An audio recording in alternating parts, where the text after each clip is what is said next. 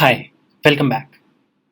So in this video, we are going to discuss something known as the scope of a variable in JavaScript, right?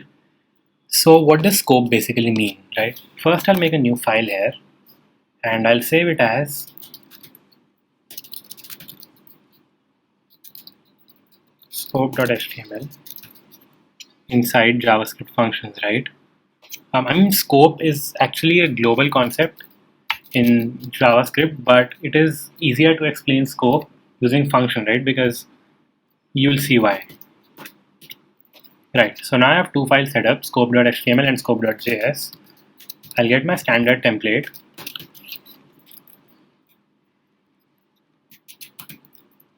Right, and for the title, I'll say JavaScript scope. Again, the H1 I'll say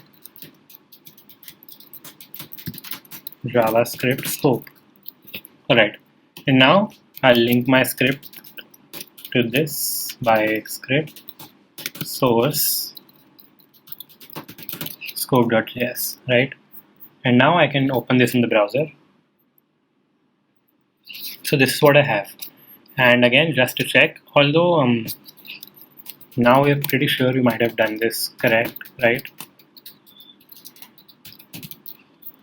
I go here and I'm getting my alerts, that's fine. So now I can remove this. And you might be noticing some auto reload here, but don't worry about that. You can just simply go to your thing. You can open that as we were opening it till yesterday, and you can refresh it manually, right? This is just something that I've done, right? So our file is now connected. So now let me make two variables, right? One is this, and okay, I'll just make one first. And now if I try to console.log this here, let's see if this happens. I go to my console, don't forget to refresh, and I'm getting 0 here, so that's fine. This is obviously fine, this would work perfectly fine. And let's say I make a function, and one more thing I want to introduce, kind of the new way to make a function, which is the arrow function, right? And this is a ES6 format. So yeah, let's say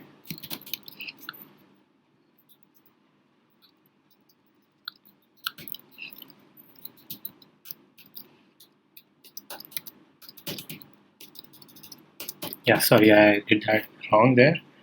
So this is how you could declare a function. So this is actually a new way, and there's no difference, except this actually means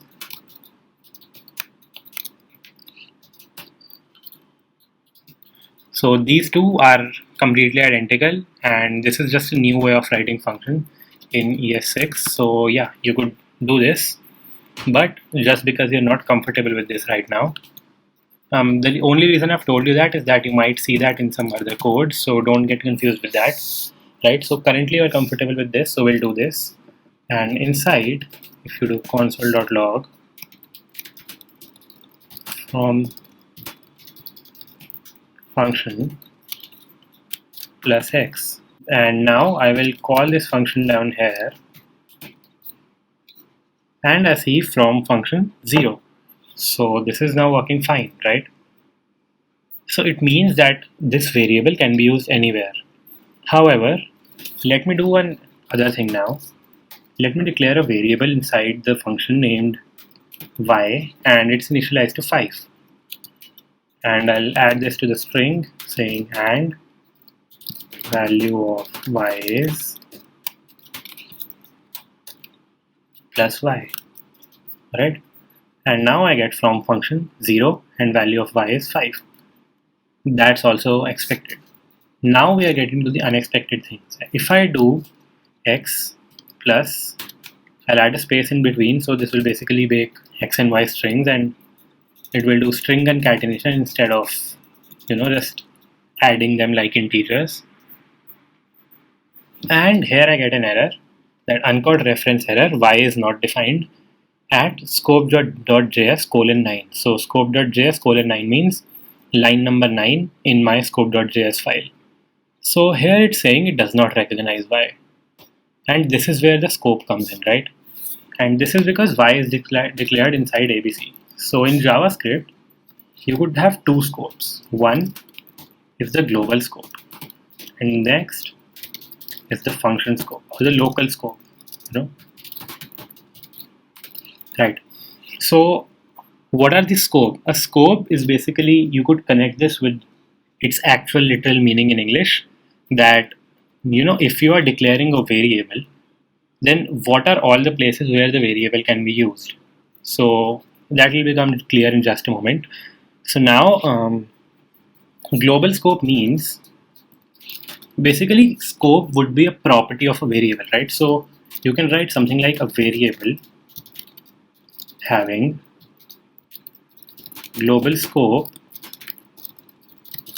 can be used anywhere in the whole program, right? And I've capitalized anywhere because that is actually the main keyword in all of this, anywhere, right? So a variable that you declare, just not inside a function or not inside a loop or anything, that is a global variable. Basically, it has a global scope and you can use that function anywhere in the whole program. What do I mean? Is that you can use that in normal console.log, in just raw code without a function. And you can also use that inside a function, right? And you could also use that inside a loop. We've already seen how it's done. So let's do where I is equal to 0, I is less than x, plus I. I'm sorry, I'll do this 4 times, let's say, right? And I'll do console.log from the loop plus x. And if I go back here,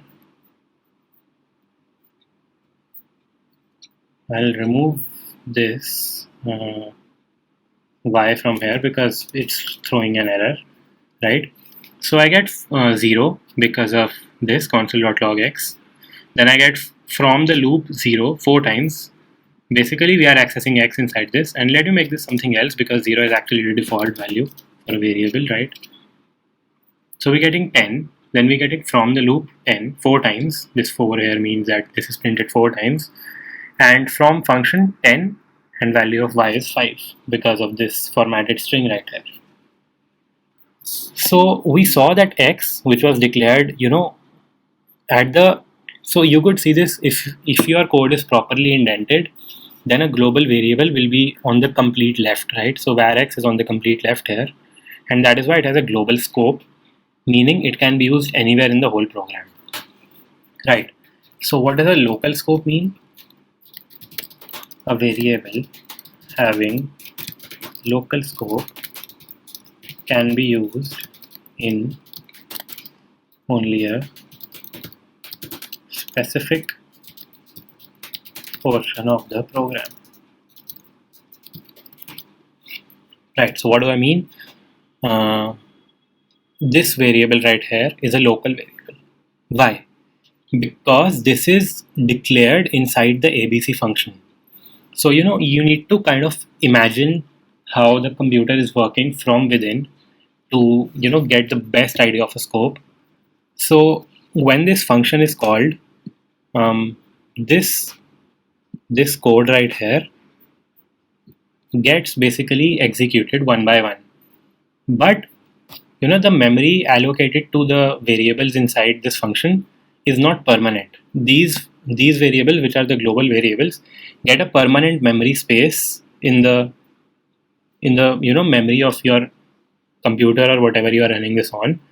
And basically for memory, if you try to understand, memory is actually a advanced concept, but just to give you a basic idea, and even if you don't understand this whole memory thing, you could understand that global variables can be used anywhere in the whole program, and local variables can be used, like if this is the function ABC in which I have declared y can be used only inside of ABC, right?